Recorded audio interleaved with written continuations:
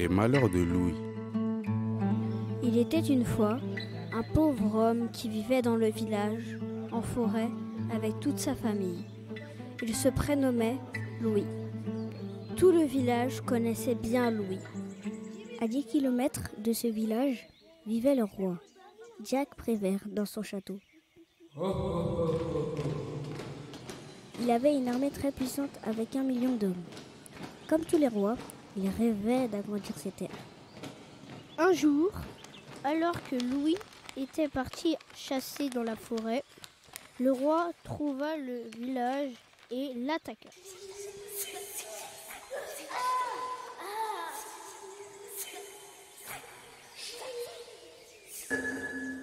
Quand Louis rentra de la chasse, il vit le désastre. Le village était anéanti.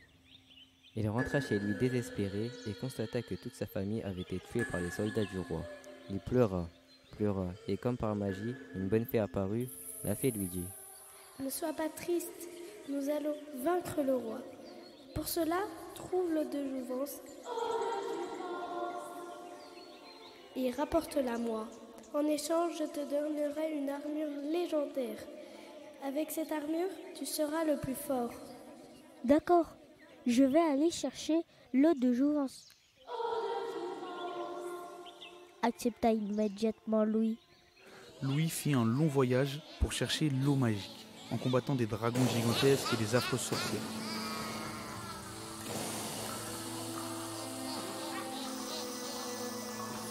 Tout au fond d'une sombre grotte, il trouva le remède et le donna à la fée.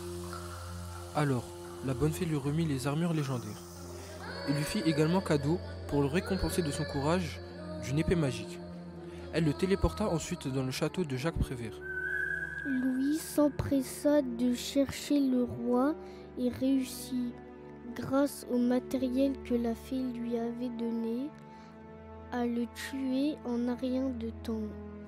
La fée qui l'accompagnait assista à cette scène et fut très fière de Louis. Elle alla le féliciter et vit que le jeune homme était toujours triste malgré sa victoire. Elle lui demanda : « Pourquoi tu es triste ? Tu viens de tuer le méchant roi. N'était-ce pas ce que tu voulais ? » ?»« Oui, ma fée, j'ai beaucoup de chagrin. Ma famille n'est plus avec moi. Le roi les a tués. J'ai une faveur à te demander. Peux-tu la ressusciter ? » ?»« Je n'en suis malheureusement pas capable, » répondit la fée un peu gênée. « Cependant, grâce à l'eau de jouvence que tu m'as rapportée,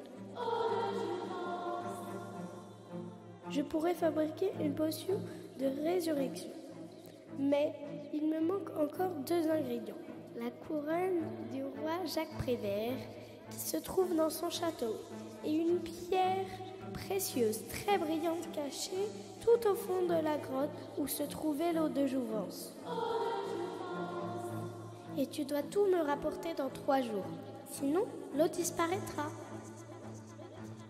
Lui partit aussitôt. Il lui fallut 2 journées entières pour retrouver la couronne que le roi avait cachée dans son coffre-fort. Puis il prit un cheval dans les écuries du château pour aller jusqu'à la grotte.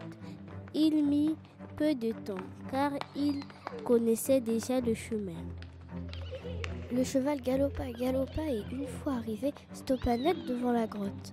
L'animal ne voulut pas y entrer car il avait trop peur. Louis le calma, l'attacha à un arbre et s'engouffra à l'intérieur. Il chercha la pierre pendant beaucoup de temps. Dans la grotte, il y avait beaucoup de cailloux, mais aucun ne brillait. Il chercha et chercha encore. Il passa devant la source d'eau de jouvence. Il remplit sa gourde. Il avait tellement soif.